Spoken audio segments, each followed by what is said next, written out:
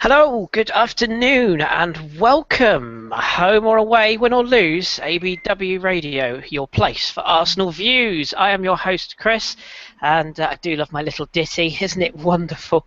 Yes, trying to be more professional this year, so we're here, we're ready to rock and roll. We're, of course, the original, and we're still the best. Right, Leicester City 0, Arsenal 0. Fun. I'm joined to discuss this monumental, thrilling stuff. I've got Karl with me. Karl, do I have to start paying you a fee now because you are, of course, a movie star? Do you know what? I was talking to my agent the other day, and he did say that obviously I've got to charge you a lot, but we write this one off. But furthermore, going forward, we'll have to talk. It's fine, mate. Charge what you like. I'll just bill Danny. I don't care. Whatever, he can pay it. And if you don't know what we're talking about, Karl, of course, works for the good rail network of London, the Underground of London, and was rather famous in a video recently. So go and have a look at that. It's quite fun. I'm also joined by, it's technically not a debut, but it is kind of a debut because officially joining the ABW radio team this season is Mr. Drew Thompson. Good afternoon, Drew, or evening, or morning. What is it there? Evening, morning, It's afternoon, you fool. Good afternoon to both of you. Hello. Thank you for joining the team, Drew. Do we have to pay you a signing on fee as well, or are you happy to go on a free? Just fried chicken, please. Fried chicken? How very American of you.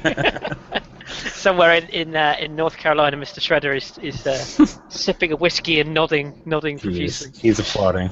Right, well, thank you both for joining me. Let's get straight on then, guys. Let's get some initial thoughts then. Karl, we didn't have the pleasure of speaking after last week's game, so are you happy with today? Is it an improvement on what we saw last week?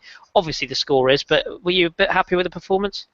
Yeah, I was actually. I thought we played better. Still, there's a problem with our sort of end product, but I thought our build-up play was really good, and I think that if we had someone on the end of our chances, we would have beaten Leicester today easily, definitely. Defensively, we were really, really solid. There's a few sort of chances that sort of Leicester got in behind, but anything else, I thought we played really, really well. It's just literally the end product that, for me, was a bit of a problem. Yeah, well said. And Drew, anything you want to add to that? Were you more concerned about our sort of lack of firepower, or were you more impressed with how well we defended this week? Because it was a lot better than last week, wasn't it? I mean, I'm sure we're going to come on to later about the lack of firepower, who we're utilizing through the center forward role. I'm sure we're going to discuss that. But in regards to the defense, I actually was pleased. Our friend Ross mentioned in one of our WhatsApp chats that Holding looked a little bit more assured this weekend, and that might be part and parcel to the fact that Koscielny was starting next to him, and Koscielny did, you could see that maybe that level-headed calmness that he brings, maybe Holding played off that, and that was good, because Ross was talking about how last season at Bolton, one of Holding's biggest criticisms was that he would step off the line too quickly, he wouldn't judge play well, and he just seemed just more self-assured, less exposed this week, and I think having Koscielny back might, everyone can tell you that having Koscielny back will make us that much better at the back. So I was impressed more about that than as Karl said, the end product, which was beyond lacking. So. Yeah, we'll definitely touch on bits and bobs of the game. I should say just at this stage, afternoon to everybody that has kindly joined us as usual. Some familiar names and a couple of new ones, I think, as well. So I could see a few people working through there. Our good friend Janu's there. God bless him. And Dan Cronin and Ear is there. Everything rude, everything. So thank you all for joining us. There's big Stefan as well. Afternoon, Stefan. Right then. So Karl, lineup-wise, I wrote my very first match preview for Goonosphere, a little cheeky plug for that this morning, and I must admit the lineup I had was different. I had Chambers in the lineup, and I had El Nene and Coquelin unchanged. Threw a bit of a spanner in the works because we saw Xhaka start. And we saw, as Drew mentioned there, Rob Holding getting the nod over Chambers. What did you make of those two decisions overall? The Chambers Holding one really surprised me, like properly, because I honestly thought that Chambers would start. He got his goal last week. He didn't play too badly, and when I saw Holding, I literally and I tweeted this, and me and Drew had a Twitter conversation. I said I thought this was the end of Chambers, Because how does a guy who's literally just come in to the team, and Chambers has been there 3 years, how does he not start over him? Hindsight's a wonderful thing, and I thought Rob Holding played brilliantly today, but I would have put Chambers in over Rob Holding. I thought you were going to say some more then, so it caught me unawares. I agree. I thought Chambers would start. I was quite surprised, and I suppose in theory, there we go, Lorient 2-0 down, brilliant. I was surprised, and I suppose in theory, we'll probably discuss Chambers' future in a minute, but it does say quite a lot, or maybe quite a lot less than you may expect him to say about the situation between Holding and Chambers, and future doesn't look too bright for Mr. Chambers, unless of course he's going to go on loan, which again we'll maybe touch on a bit later on. Drew, from your perspective as well, obviously, again, we covered the lineup there. The Xhaka sort of starting role today, did that surprise you a bit as well, given the fact that he was, apparently not quite ready to start, and Wenger is usually a bit more. He's usually a bit sort of careful about how quickly he introduces players for a tricky away game against players with a lot of pace, which is not necessarily his strongest suit. Were you quite surprised that we left out the industry of El Nene for him today? Well, I mean, how much I've seen of Xhaka over the last couple seasons, and I'm not necessarily surprised that he started. Given that Ozil wasn't in the 11, because Cazorla comes into that number 10 role that we've seen him play before in previous seasons, so someone in that midfield has to come in and maybe has to deal with the physical aspect that Leicester can bring. Xhaka is very good in the air, especially defensively as well. The way he controls proceedings, and that's what he does best. The fact that Coquelin started next to him is what was necessary, though. I think if the midfield pairing was a little bit different, Xhaka could have been maybe a little bit more exposed, because he's not very good transitioning from offense to defense. He's more of a box-to-box player. He's not a straight-up holding midfielder, so that's why Coquelin never made sense. And I think Xhaka did okay. His positioning was good. His awareness was okay, but he did try to force too many of those penetrating passes that he loved to do at Gladbach, and we have a different system than Gladbach play, so he has to sort of adapt his game to understand that he can't always make those 30, 40-yard penetrating balls that he got away with in the Bundesliga, because just the approach that Gladbach have. We don't play that way. So if he can adapt his game to mold it a little bit more into what we want to do with the ball, I think he'll be fine. And I think he always has to play next to the holding midfield, and I think that combination, did okay today. So for me, I thought that was the right call. Yeah, I agree with you. I think it was surprised me, but overall I thought he was pretty good. So we'll look at the game as a whole. Karl, there isn't a lot to talk about, is there? Let's be perfectly honest. So we'll try and pull out the few small bits of performances individually, rather than actual sort of moments as such. What did you make of our world class centre forward Theo Walcott today? I kid, of course, but all jokes aside, he looks a bit different this season. Now, it might just be because he knows full well he's really been poor, let's be honest, for the last few years. Maybe it's because he's looked at the criticism he's received. Maybe it's just purely because he knows there's no one else and this is his chance to take. But since the start of the season, I have been impressed in spells with his desire and his attitude, typified, in fact, by that run back towards the end of the game where he sprinted sort of 70, 80 yards to win the ball back. He still went missing at times. Let's not get twisted here. But what do you make of his performance and overall the two games? Do you think he's starting to maybe be the player that we might have hoped he might become? No, I don't. I just think that as a footballer, he's not at the level that we need. We need him to be probably at least 5 or 6 steps beyond where he is now. He just the basic things I think he does wrong. I mean, there was a chance where he sort of broke free, and he had Bellerin and someone else to the left of him, and he chose to shoot. And Giroud, wasn't it? And I think to myself, little things like that, like people always talk about he hasn't got a footballing brain, and sometimes you can't help but sort of agree with them. He hasn't got a footballing brain. Like people always say, oh, when he hasn't got time to think, that's when he does his best work. That should tell you everything about Theo Walcott, that he hasn't got a footballing brain. When he doesn't need to think, he'll do things well. I do like what you said about the tracking back. I thought that was brilliant, because even I applaud that, and I thought wow, is that Theo? Well done. Like, I thought that was brilliant what he done. But for me, for when you can sort of name the little things that he done in the game, that just means he didn't do enough. If you can sort of name everything that he done in the game, he obviously didn't do enough. But he's trying. I mean, you can't fault him for effort. He is trying. But for me, it's just not enough. Not enough for someone who earns £140,000. I mean, his wages shouldn't have nothing to do with it, but if you earn £140,000, you need to play better than he is at the moment. Yeah, it's hard. It's hard not to disagree with that. And I saw the chat box explode when I said had some great moments today. I stand by that. I did think he had some good moments today. He also had the usual Theo Walcott moments. Don't get me wrong. I'm not sitting here I'm not going to tell you all that I think he's going to be a 30 goal a season wide forward, because he's not. But I you know me. I like to try and pick out some positives and credit where credit's due. Everyone said last season he went missing in games. He did. He still is to a degree. But everyone also said last season he never tracks back. And Wenger himself said he doesn't play him on that right midfield role because he doesn't work defensively hard enough. Well, in 2 games, he's showing that he can do that. So, credit where credit's due. He's trying. But the football brain thing, I do agree, Karl. I think it's hard to. I don't think you can coach that from my point of view. Drew, have a little say on Walcott, and then we'll move on to Alexis. No, I mean, someone just summed it up best in the chat box. It's saying if you're looking into Walcott's performances and trying to pick out the moments where he contributed on the defensive side of the ball, then you're clutching at straws, and that's part of the problem.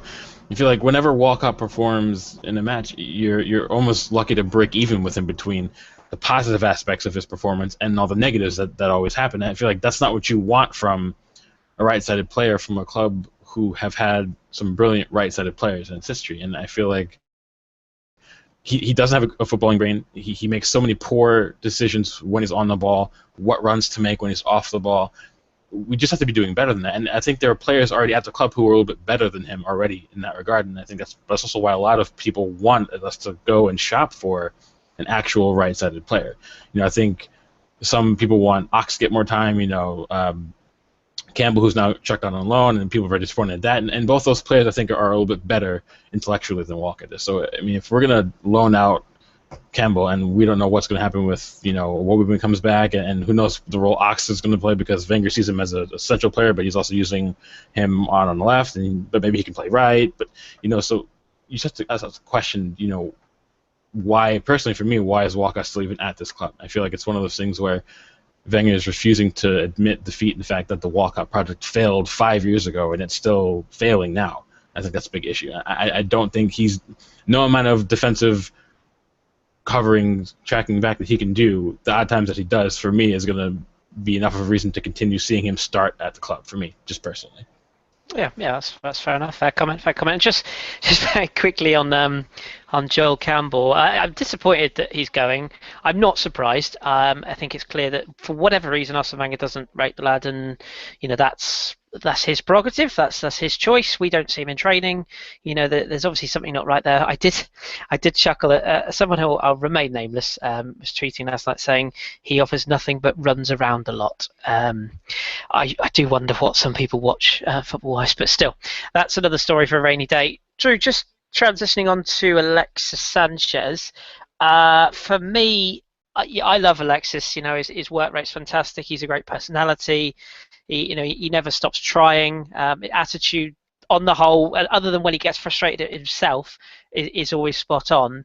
But for me, he's just not a centre forward, and I don't think he will be as long as he's got a hole in his ass. Do you agree? I've struggled to find words to convey my frustrations in this regard. Okay. People want to cite that, his time at Udinese, sometimes he played off the shoulder of Antonio Di Natale, and that might be true. He also plays in the two-man system up front for Chile. That also is true. At Barca, he played in that false nine role in the lone space through the middle. That also is true. But the fact is, though, we do not play a tactical system that allows Sanchez to succeed as a lone center forward. He needs to be running off someone who can knock the ball down for him and hit him with some of those diagonal runs, or in a mobile two-front system that Chile have that they've perfected to maximize the fact that they do not have good strikers, and they've had to use him there because he's their best possible attacking option through the middle. At Barca, well, Barca do possess the ball. They love that slow, methodical build and play, keeping possession. That's true. We do the same thing. But the problem is Barca are also capable of flicking a switch and turning into quick, incisive, direct football where they break down teams immediately. We don't do that. That's the reason why he won't work as a center forward at this club. It just won't happen. We're not quick enough anymore tactically like we used to be in years gone by where we're direct. If we had that counter-attacking system we all miss from years ago, he might actually work as a center forward.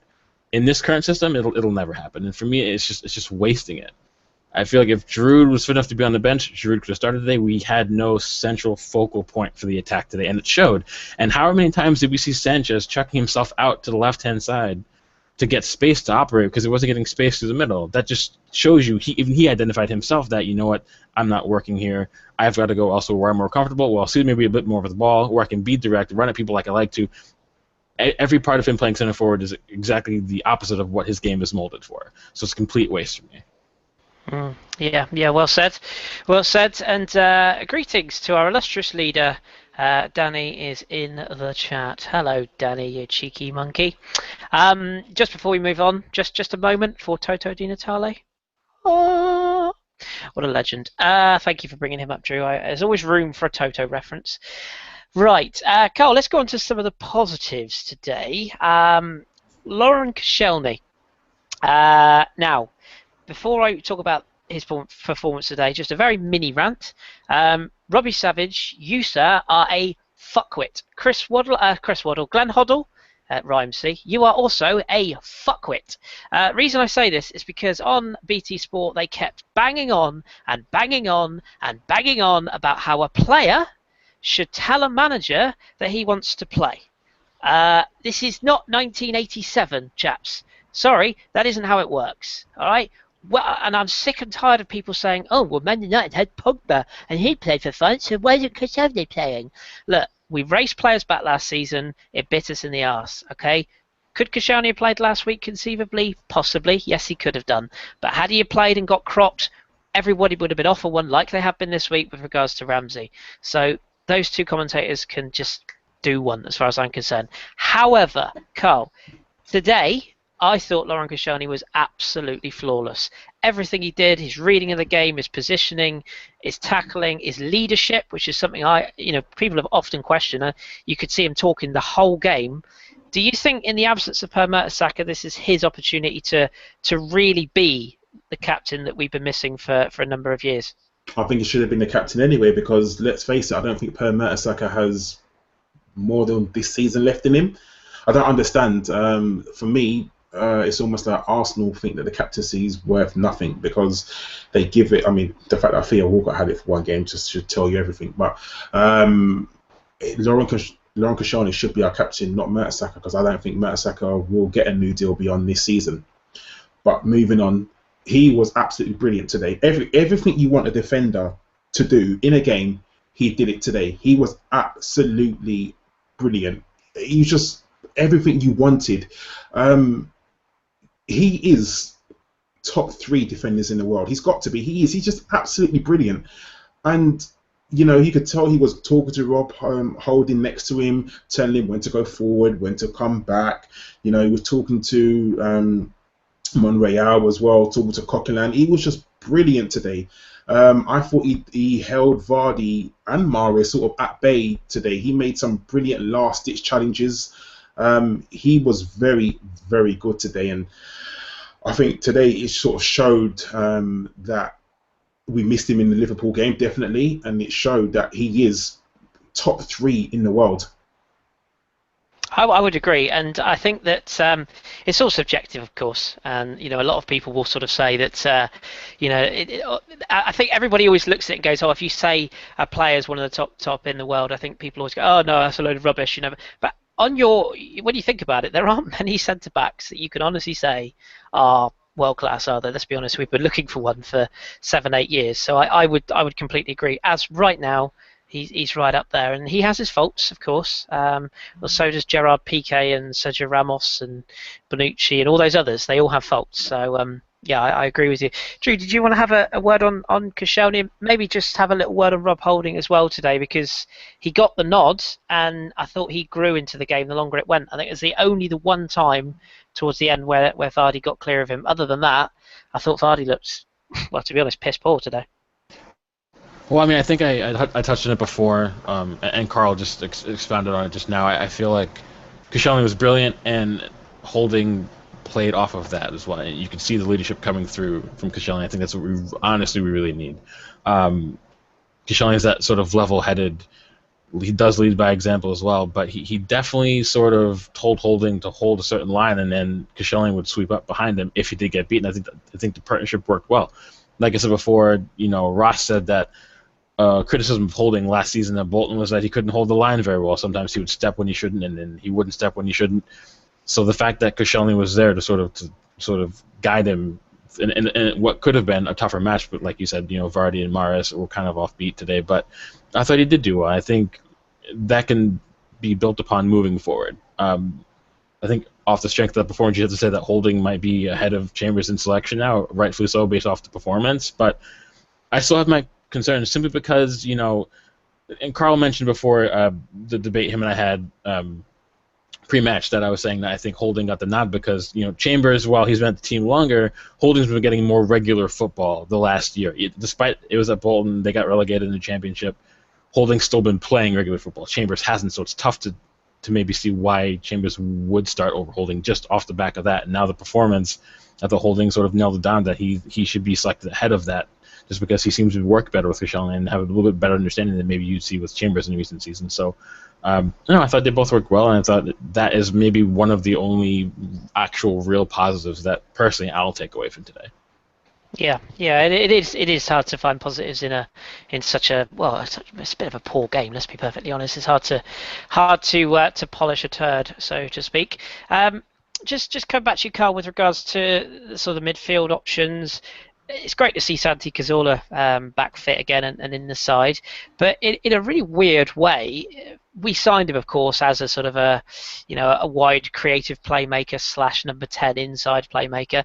I actually think we miss him at the base of that defensive sort of area next to a Coquelin, and that partnership works really well. Myself and Dom have spoken about partnerships for a while, particularly in centre midfield and centre defence, and I just wonder if we're maybe missing a trick there, because when we've got that creativity from deep, it provides the platform to spring counters, whereas when Sandy's in the 10, he tends to sort of slow things down. Did you agree with that? Yeah, it's hard to... I know people say put players on a football pitch, they should be able to play anywhere. But when you've been playing almost 2 seasons as a deep lying sort of midfielder, then you get asked to change your position and go further forward. Of course it's hard, and you don't get used to sort of certain things because you know that you're almost like the last line of attack. So I think it messes up a player's head just a little bit.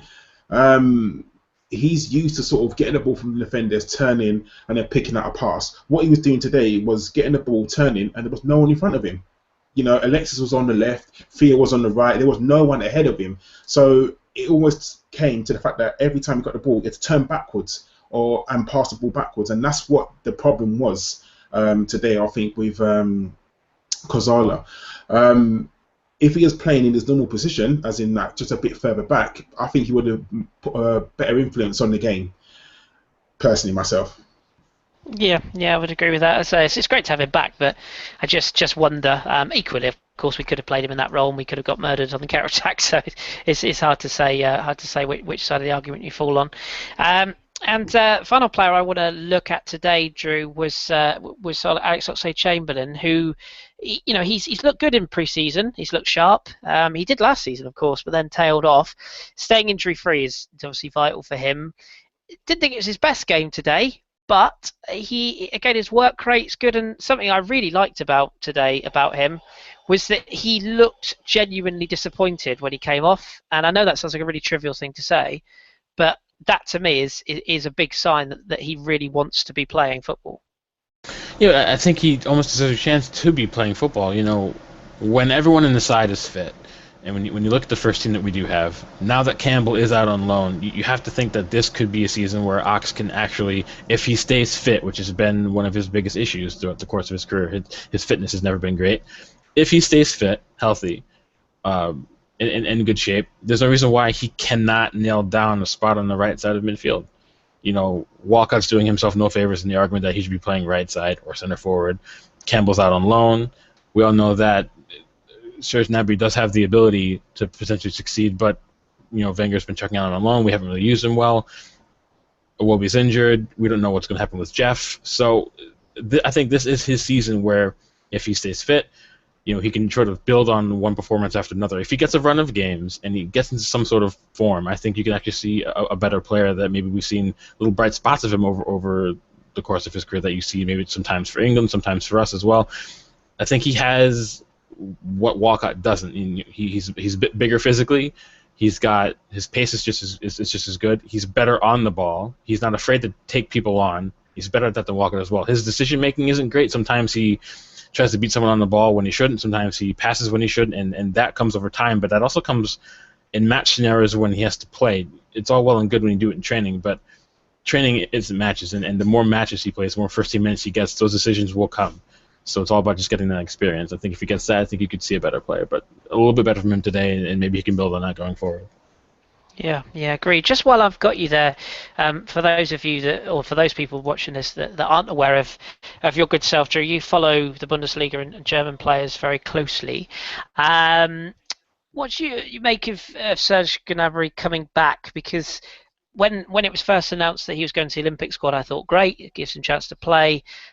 He's gone out there and played, and by all accounts, been bloody good. I've only seen clips of, to be honest, I'd rather watch paint dry than the Olympics. But he's been good out there. He's a very good reports, and Wenger said he will be coming back. The talk was he'd go on loan, but with Joel Campbell seemingly inevitably now going on loan, do you think he'll be considered as part of the first team squad now? And if he is, what do you think he'll bring to the side moving forward? I think he has to. And as you say, Campbell out on loan now. Iwobi's hurt. So the only wide players we have available at the moment are, Sanchez when he comes back when Giroud's fit to play center forward, and Walcott and Ox. You can't really say Jeff is ready yet. Just based off the form that he's been playing for Germany in the Olympics, and he has been absolutely brilliant for them. I think it could work. The only problem is, and Danny touched on this a little bit on the ABW podcast, the most recent one, Gnabry isn't actually a right-sided player.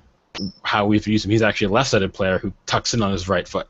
Very, very similar to Marco Reus in that regard. And I think that's where the issue's going to fall in, because his strengths are cutting in diagonally on his right foot, not staying out wide right and whipping in crosses. That's not what his game's about. He can provide goals from a wide side. So then what do you do with Sanchez? Sanchez's best role is also playing on the left, tucking in on his right foot. So then you have that bit of an issue. And based off of seniority and ability, you would say that has to go to Sanchez. So you might see Gnabry on the right-hand side who is not as effective. That's for me, is the problem. So then we're going to have a bit of a selection issue. But if he plays sort of second fill to Sanchez, gets games when he can, helps rotate the squad, plays on the left-hand side when Sanchez inevitably is going to need a rest because he's relied on too often, I think you'll see a better performance out of him. He's always had the ability, no matter how few minutes he's gotten, no matter what injuries he's dealt with, the German national system holds him in such high regard that they keep selecting him for the under-21s, for the Olympics, regardless of a lack of minutes. It's the faith that they have in him and his ability should show that maybe we should have that same stuff. So. Yeah, I think Lazy Python just put in the chat there, Gnabry will be like a new signing. In a weird way, kind of will. It's kind of it is funny how football works, but sometimes when a player comes back you haven't seen for a while, they can be a breath of fresh air and a good talent. And he was good before he got the injury. He was very good, and that loan to West Bromwich Pulis was not good for his career. But hopefully he comes back and makes an impact, because that's all we want to. Well, that's all we really want, isn't it? To improve the side. Karl, just another player I want to pick up on very briefly from the substitutes wise. Can't really comment on Mesut Ozil, whether his hair looks lovely, and Giroud. Did what Giroud does for sort of 10 minutes. He held the ball up well, and he didn't have a lot of time to impose himself on the game. But I thought Jack Wilshere looked sharp and looked good. And watching him today sort of reminded me about how he was. how he kind of first broke into the side. That ability to go in behind, the ability to sort of slide those intricate passes around, and just his overall movement. He's a quick-footed player, almost like Santi is. Do you think he's sort of making a case that if fit, which I know is a big if, he could be in for a really stellar season if he gets the minutes? Again, if fit, it's one of those things. If he stays fit, he would be a brilliant player. The fact that he plays maybe 30% of the season, for me, it's not good enough.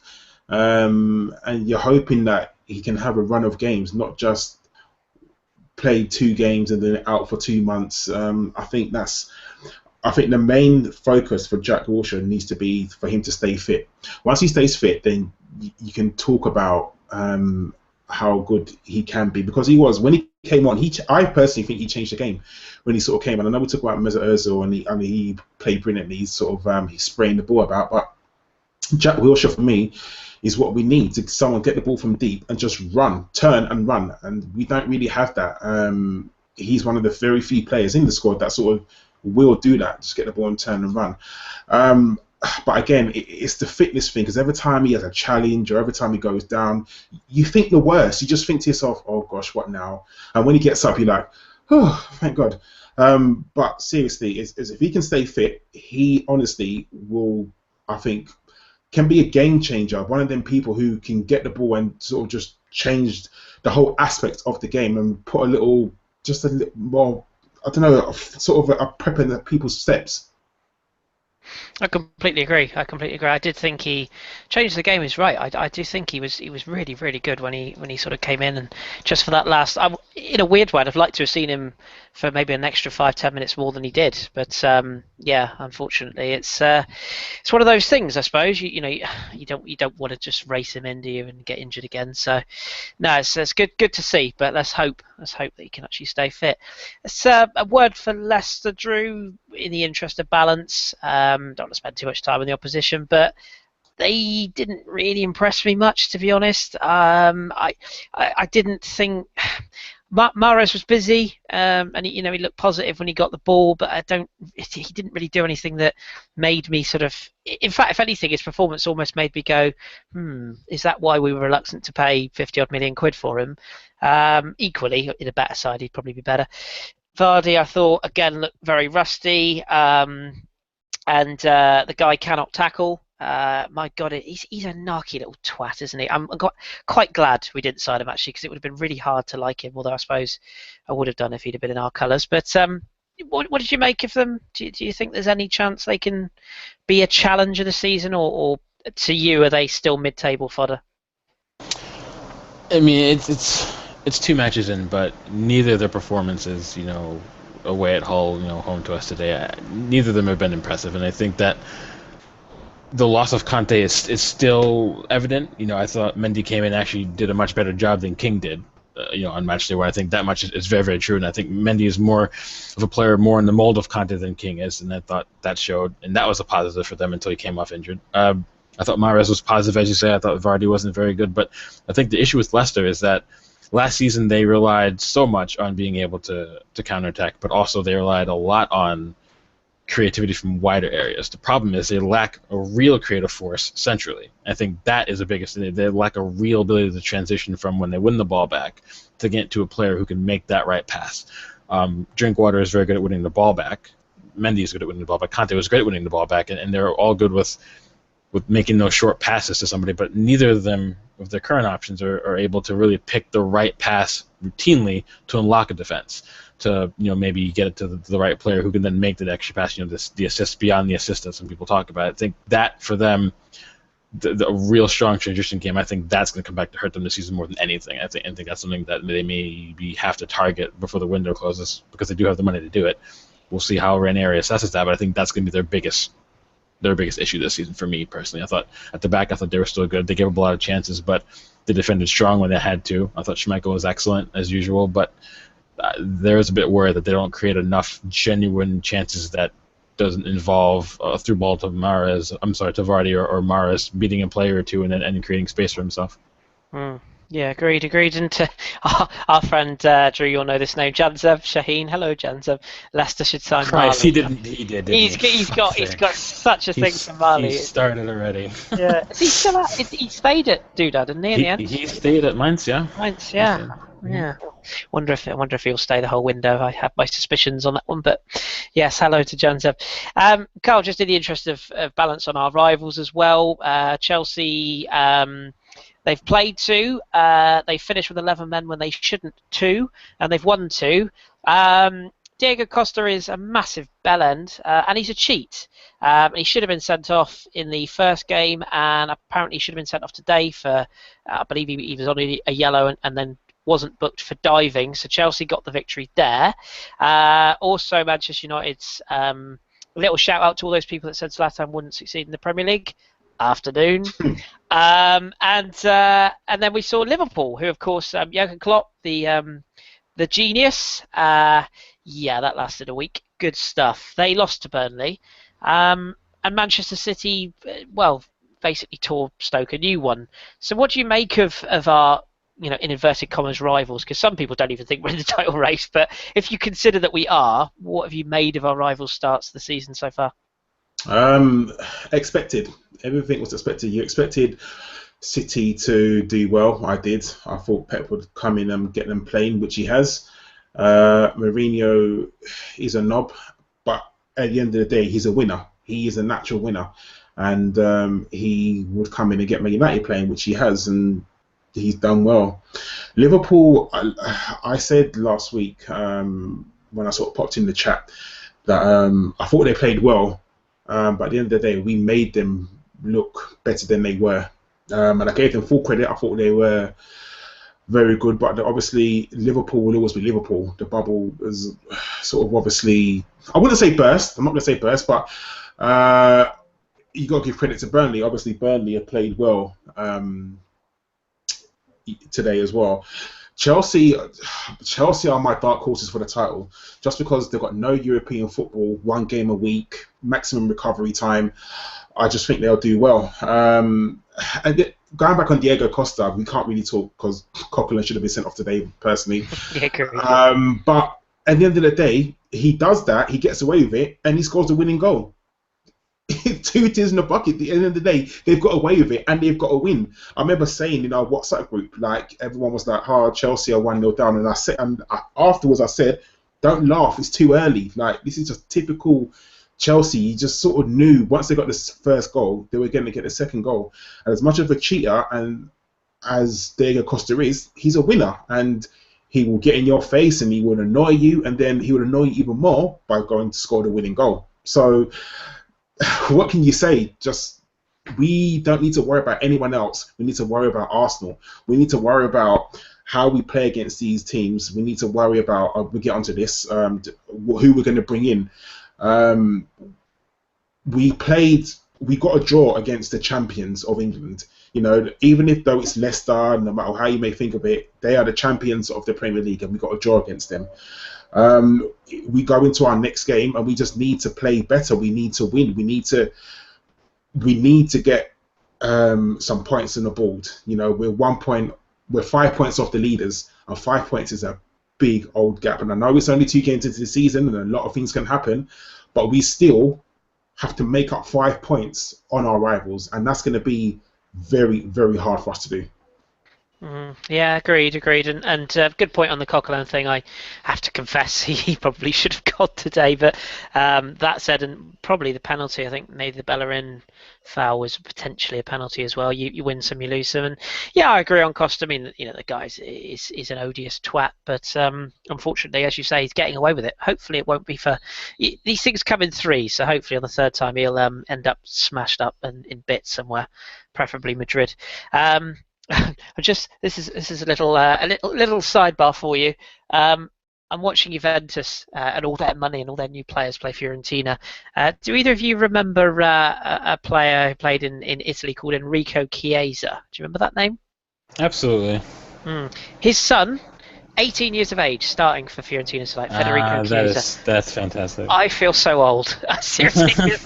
And Georgi Hagi's son also plays for Fiorentina. He's actually pretty decent. There you go. Sorry, I couldn't resist just getting that little reference in. Back to Arsenal. So we've got about 20 minutes to go. So before we open I was going to say the phone lines, and I didn't quite mean it quite like that. But before we open the question lines, I should say, I just want to touch on the transfer window, which of course everybody likes to talk about. I know. I'm sorry, mate. It's what people want to hear. You know, I don't. Yeah. I just want to get your views, both of you, really, on what you think we still need to do, what you think we will do, and maybe just add anything you want to add with regards to the current situation. I'm beyond the stage of losing my marbles now. I had a little meltdown briefly to myself here in the morning, but I'm cool now. I'm kind of accepting what it is. Drew, what's your kind of thoughts on how things are and what do you think's going to happen? What do you think's going to happen? I mean, I know I abundantly made my opinions clear in the WhatsApp group when I gave up I put a list of 50 players that have been of transfers from the top 5 leagues in Europe, and 90% of those players are ones we could have easily afforded to get. So personally, for me, I'm absolutely sick and tired of the excuses that we can't compete.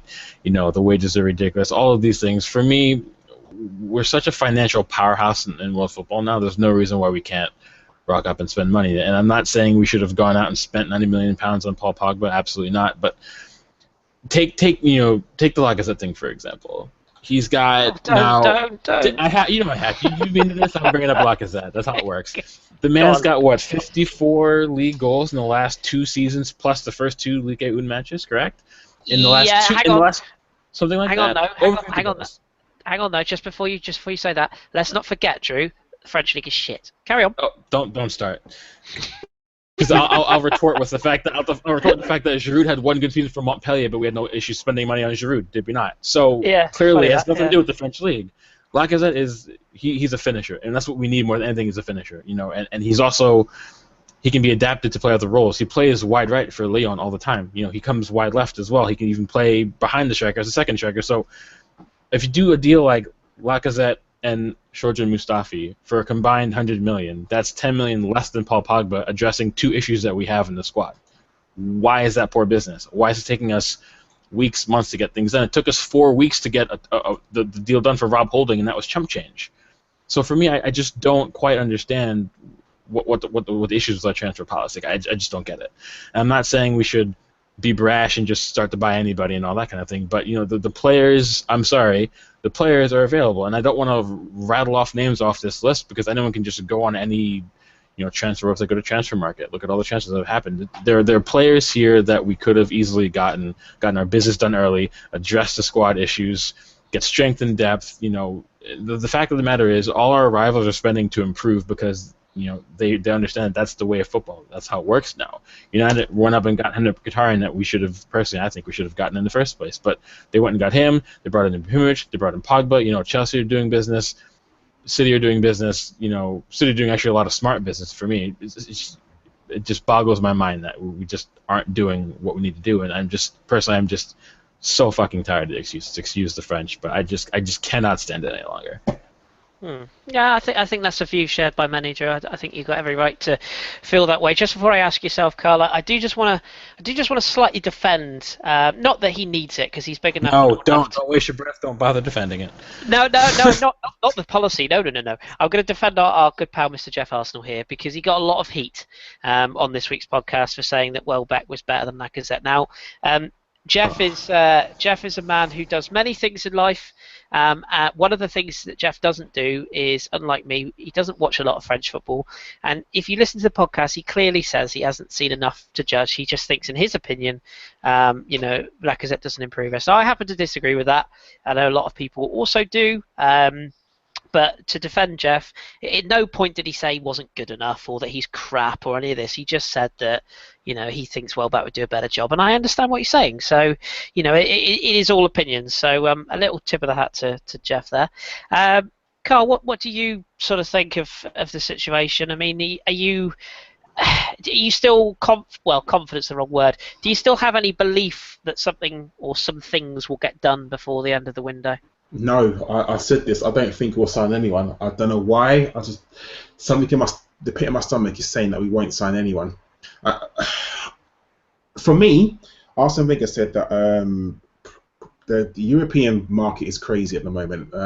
There seems to be a premium when it comes to English clubs, and we have to pay more than anyone else. Okay, why is it that Arsenal Football Club pay the highest ticket prices in Europe? Why is it we have the highest season ticket prices in Europe, the highest matchday prices in Europe? You know, it's okay for the fans to pay over the odds, but not okay for the club to pay over the odds for a player. I genuinely, and when he says things like that, I get frustrated, I get heated, like proper frustrated, and I shouldn't. Why should I get frustrated? But at the end of the day, it's my money that I'm buying. I bought 2 shirts. I bought the home shirt and the away shirt this year. I'm going to go to multiple games this year, but I'm going to have to pay over the odds for those games just because it's a premium that Arsenal have. At the end of the day, they've got a niche in the market because they can put the price up as high as they want. I'm still going to go because I love my football club. I absolutely adore my football club, and I'm going to go and watch them. But at the end of the day, he cannot say that it's okay.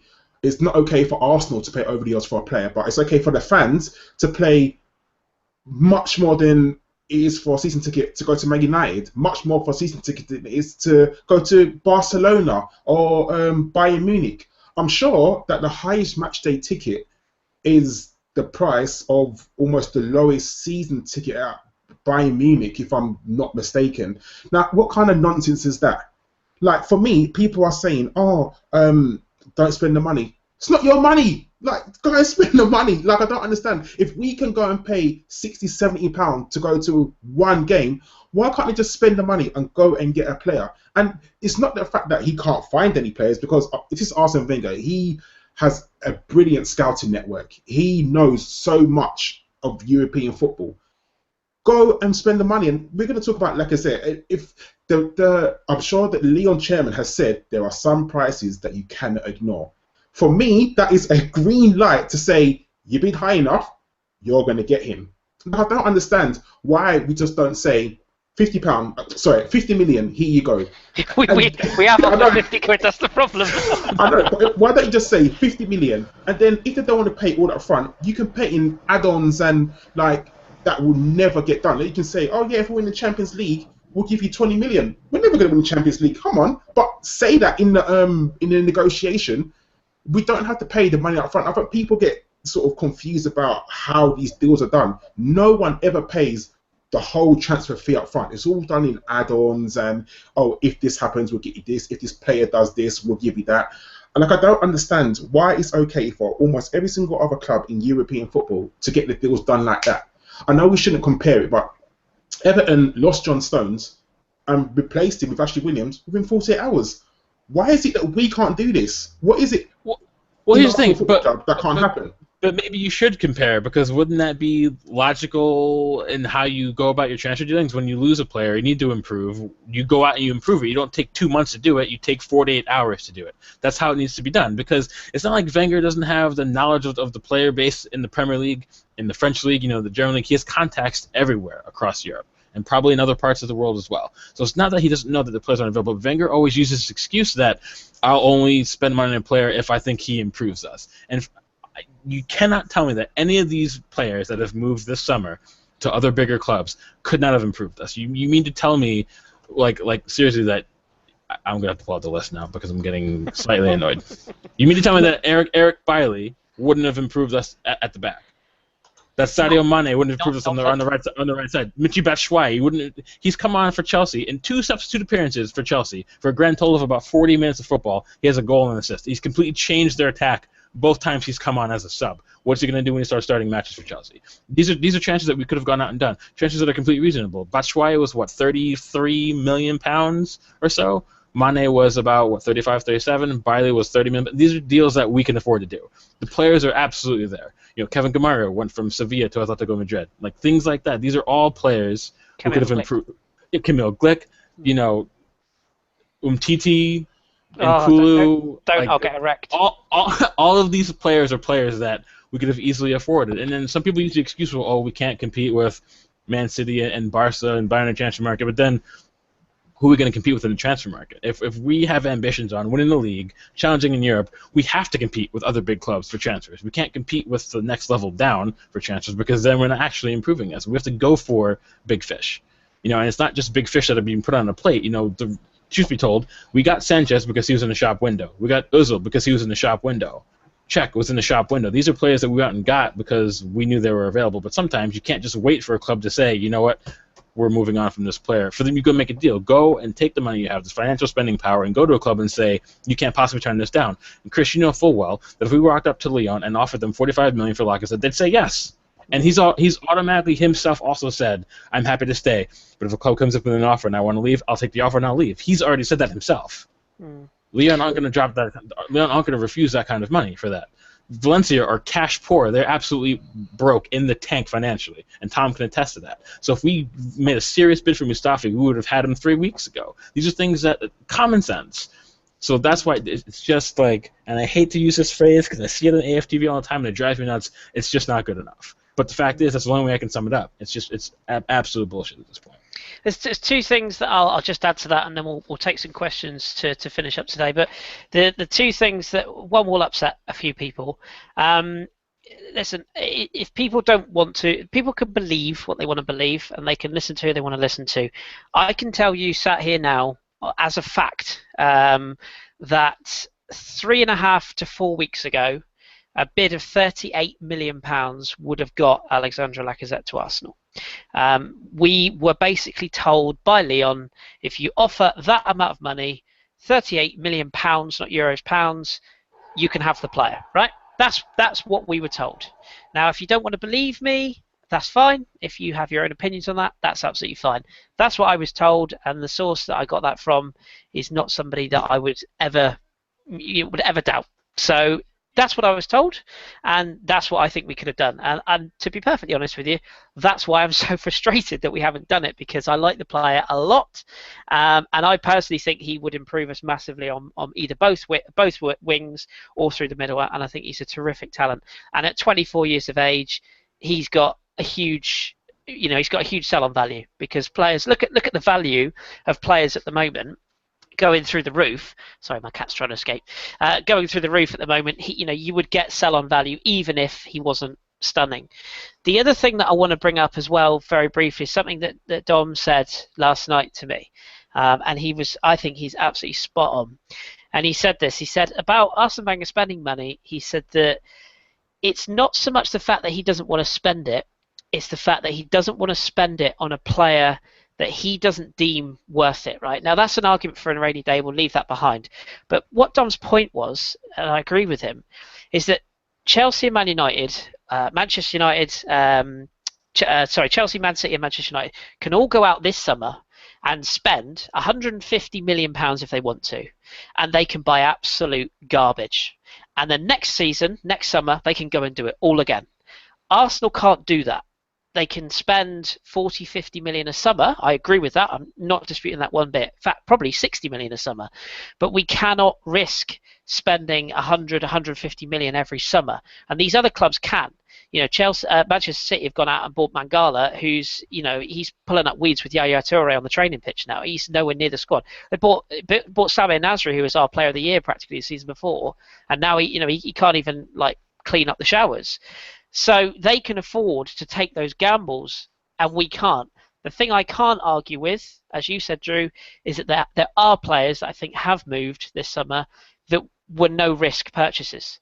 And those sort of players are the ones that really, for squad depth, you said it yourself, Drew, we've lost Rosicky, Arteta, and Flamini. And okay, yeah, Arteta and Rosicky didn't play a lot of football due to injuries. They were still classed as first-team squad players. They have not been replaced. That's just a fact. And promoting Jeff Reine-Adelaide and bringing back Serge Gnabry is not replacing those two players. They were already on the books, and they have to be replaced. But Kris, no one's asking him to go out and spend 150 million every single season. Exactly. We're simply asking him to buy the players that we require. We've needed a striker for 3 years. 3 years, and we haven't replaced this.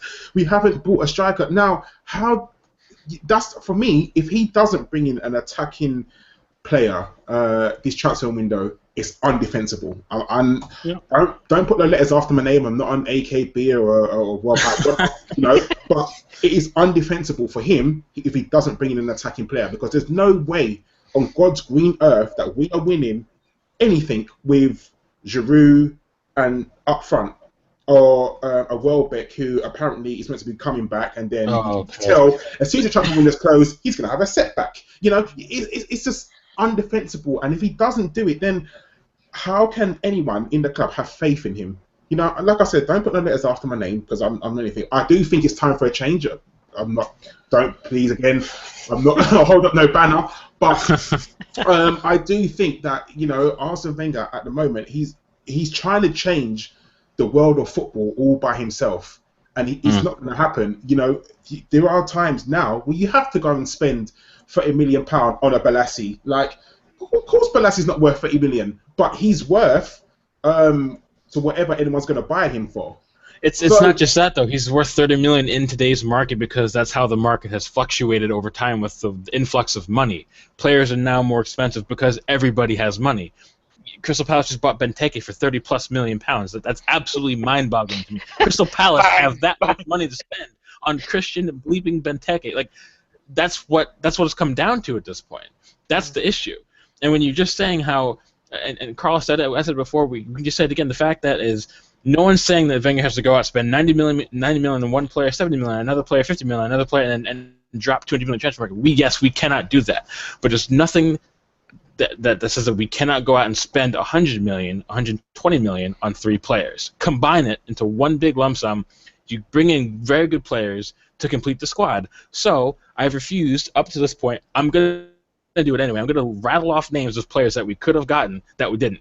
Yessi and Kulu, Kamil Glick, Sidibe, Rudiger, Milik, Pjanic, Piazza, Timo Werner, Philip Kostic, Bruma, Gerhardt, Embolo, Vestergaard, Kramer, Baumgartlinger, Vollen, Bartra, who was brilliant for Dortmund in the Super Cup against Bayern Munich, Rafa Guerrero, who I know Christian would have loved, Sebastian Ruda, Ousmane Dembele, Pione Sisto, Asim Ben Yedder, Isamandi, Kevin Gamero, Murata Umtiti, Borja Baston even, Ashley Williams, Batshuayi, Matip on a free from Schalke, Sadio Mane, Bailey, Mkhitaryan, Nolito, Jesus Gamero, Howard Robson Kanu.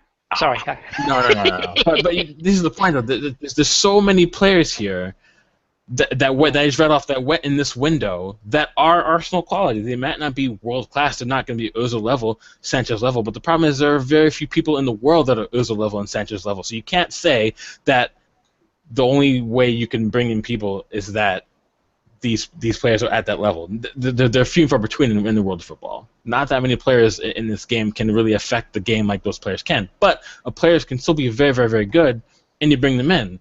And the players I just rattled off were all players that moved for 30 million pounds or less. So what's the excuse? And that's not even discussing the fact that there are so many players out in the market who we have a chance to go get for those decent sums of money that haven't even moved clubs yet. So like the Mustafis of the world, Lacazette, those kind of players are still available that we can get and we can afford, and you know what I mean? Like that's the point. Yes, I did just say Borja Baston because, as Tom will tell you, he's not good enough to start for Arsenal, but he would be a very, very decent backup for Giroud, because if we're not going to go out and buy someone who is better than Giroud, then Giroud definitely needs decent backup, which we don't have, because it sure as fuck isn't Danny Welbeck or Alexis Sanchez in the middle or Theo Walcott, and it sure as hell isn't Yaya Sanogo. So while we might not be able to bring in players if that might be better, bring in players that are at least halfway decent that can complete the squad, give us better depth, especially in positions where we lack depth, and that absolutely is at centre forward. Preach, brother Drew, preach. It's almost like you were just emptying the soul there. It's good. It's good therapy. This, isn't it? It's good therapy. Just one point as well. And I was speaking to Tom about this. Like we said, Valencia are cash poor. They need money.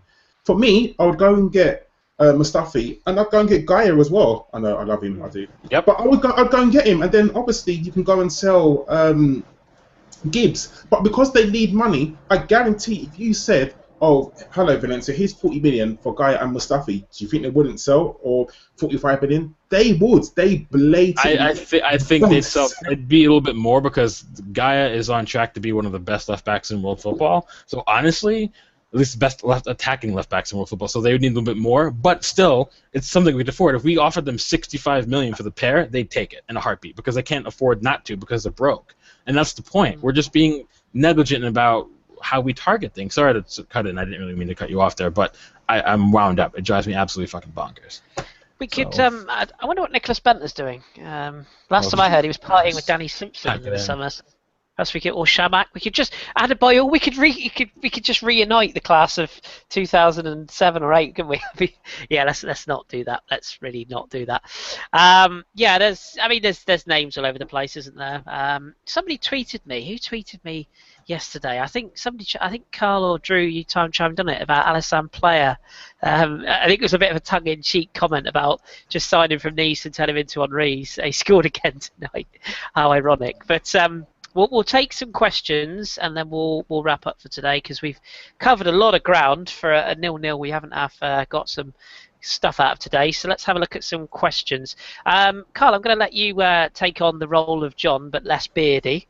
Do you want to fire a couple of questions you've got from us in the chat box there? No worries. I will ask this of you actually, Kris. Are we leaving it too late for clubs to get replacements? For players that we want, and that's from Benny. It's a tough one, Benny. I mean, yes, in theory, we probably are.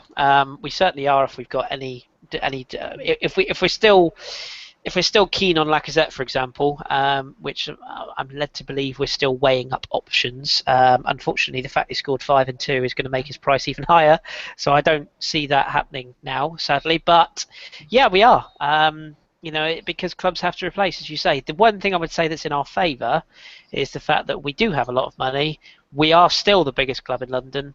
London is still one of the most fashionable cities in the world for a player to come to. So I do think that we can get deals done regardless of who we're dealing with. But we have to actually get the deals done. So, yeah, we're not making it easier on ourselves, let's put it that way. Okay. Question from Liam.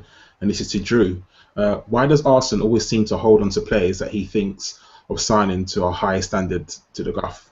Walcott, Sonogo, etc.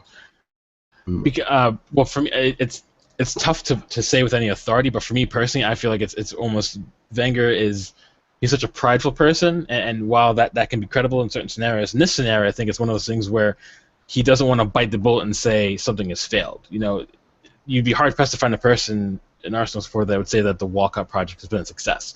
And bar that one fantastic season he had, he's only really been decent and good some of the time. And that's he hangs on too much because he becomes close with them on a level of where everyone's always said that I see Arsene Wenger as a father, in a very friendly light, and he becomes emotionally attached to players as well. So maybe he doesn't want to hurt their feelings by letting them go, or he just refuses to admit defeat in a project because of his pride. Whether it be, he absolutely does.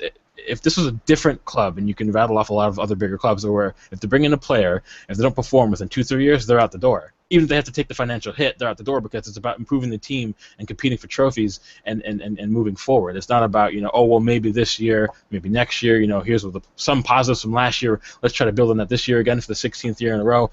That doesn't win you trophies. It doesn't make you a more powerful footballing institution. We're not ruthless enough in that regard. We're not ruthless enough in the transfer market. Yes, but we're also not ruthless enough about how we operate with the squad.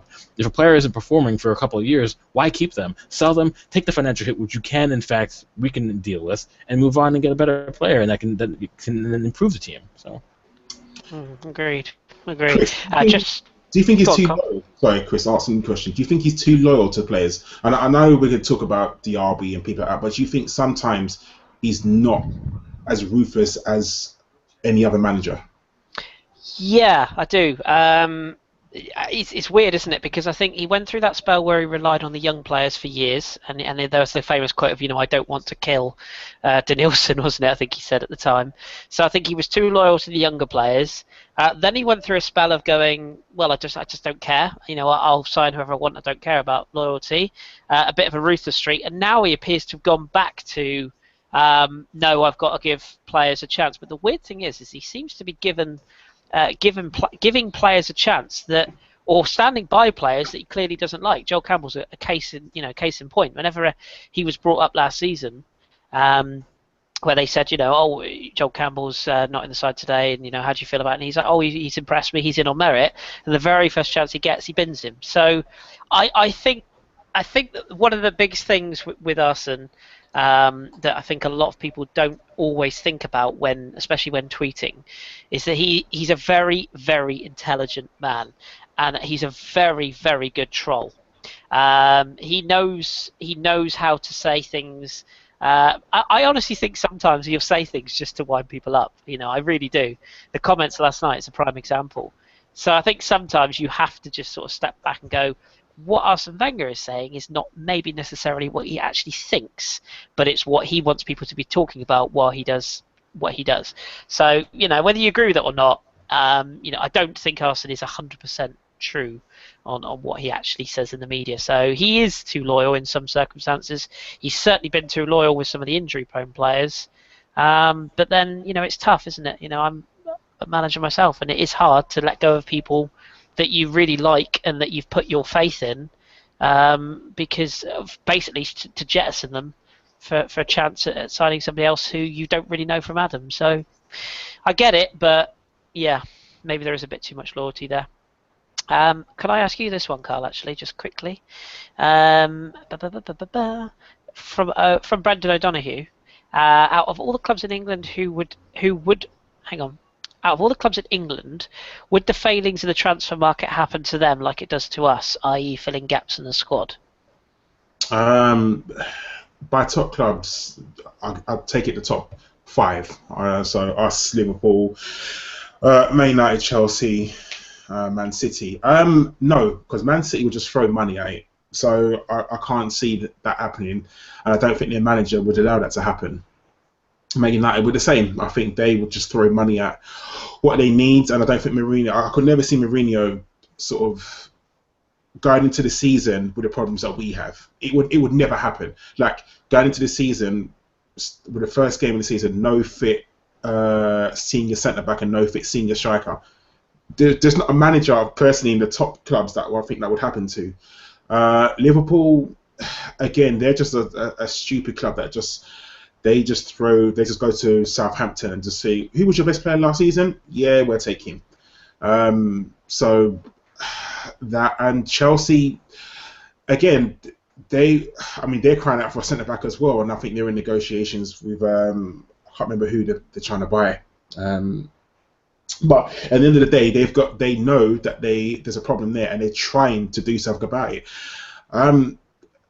For me, it's not just this season. It's happened for the last 5-6 seasons. I think Danny made an extremely good point in the podcast on Thursday, where he said only for the last 4 or 5 seasons we've bought someone who's ready for the first team squad, and I think that was absolutely brilliant. I mean, last season, the summer, it was a debacle. We know that only by one. We did buy no outfielder, and I think that was a problem.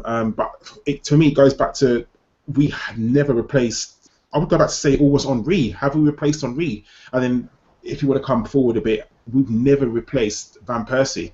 I remember when we bought Giroud that season, we sold Van Persie, and he said, I'm not buying him to replace Van Persie. I'm buying him to play with. I'll never forget that quote. Never will I forget that quote.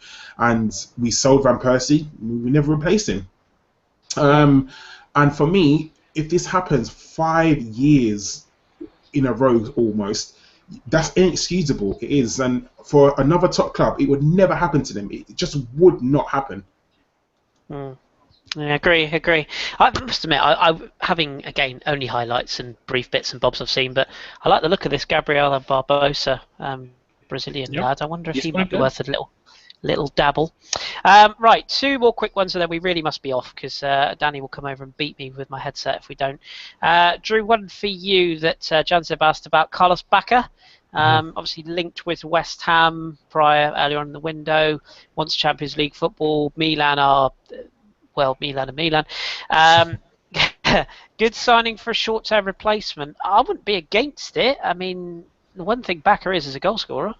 Well, I think that's what we need, and that's all. That's how his mind is wired when it comes to being on the pitch. He wants to score goals. He's hungry to score goals. He's direct in that regard. And he has experience.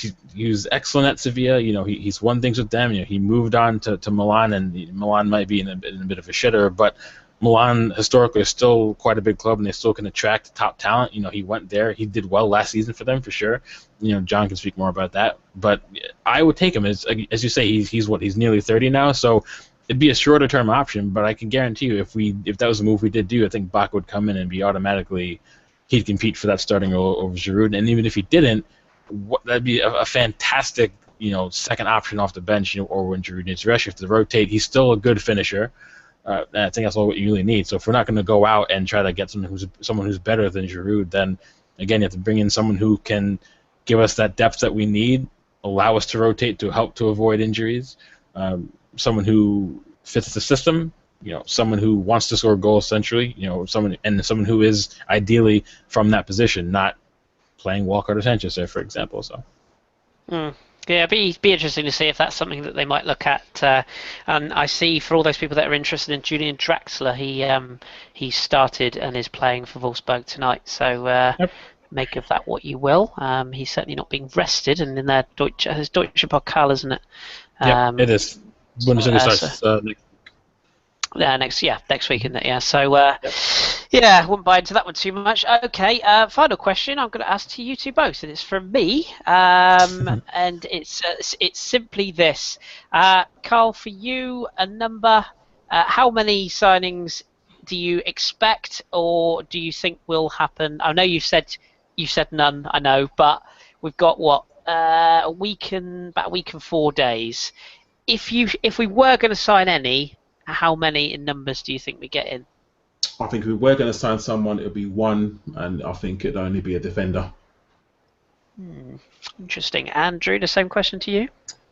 I think it's only going to be one. I think it's only going to end up being a defender because Wenger isn't going to be getting the high-valued center-forward targets that he's targeting at the moment. So that's it for me. Okay. The scenes when Robert Lewandowski turns up in a Mini and we send Sonogo over to Bayern Munich in a jet. Yeah. Oh, the scenes. For the record, I personally think I still think we'll get two. But I am, of course, as everyone knows, the eternal misled optimist. But I still think a centre half and a forward or wide forward of some description. Will it be the names people want? Probably not. But then everybody wants what they can't have, don't they? So hey ho. Right, we'll leave it there then, gentlemen. That's good. We went 15 minutes longer than we should have done, so my apologies. But give people more. That's what they say. So we'll be back. I don't even know who we're playing next. Who are we playing next? Isn't it Watford? I think it's Watford. Frantically looking at the fixtures. Somebody help me out here. Terrible feeling this is. It is Watford, yes, next Saturday at 3 o'clock. So we'll be back for that. And then we've got an international break. Oh, how exciting. International football. Great. But, we'll be back for Watford. There's rumours that the Welsh might even drag himself on here because he's been missing in action the last few weeks. So hopefully we'll have him back. And I'm sure we'll have somebody else on the crew as well. Mr. Davies has said he's going to pop on at some point this season, so I might see if he's free as well. So there we go. But my thanks to Karl and to Drew for joining me this evening. Much appreciate your time, gentlemen. No worries, pleasure. Anytime. And you, of course, will be back in one form or fashion throughout the season, and no doubt will be bitching and moaning like usual. But thank you very much to everyone that's tuned in today. My thanks to Gimli and Danny for giving me the hosting duties of this wonderful show. As always, we have been ABW Radio, the originals, still the best. We'll be back with you after Watford. Keep it Arsenal, and we'll speak to you on the podcast on Thursday. Ciao, ciao. Bye.